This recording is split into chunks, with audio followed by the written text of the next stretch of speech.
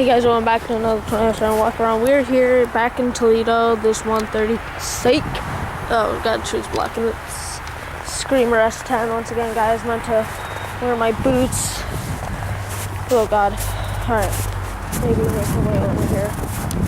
It's got high voltage sign on it. I'm really hesitant about getting close to the street. But it's a Screamer. I've never seen one before, so what the heck, why not? This is cool. And there's the obviously stupid 2001 over there. Maybe if I can see through the trees, you can actually see the chopper. My camera will focus. You can see the chopper on it. Yeah, this hunk of junk of a 130. Sucks all Lucas County Sirens are getting replaced. Anyways, guys, this is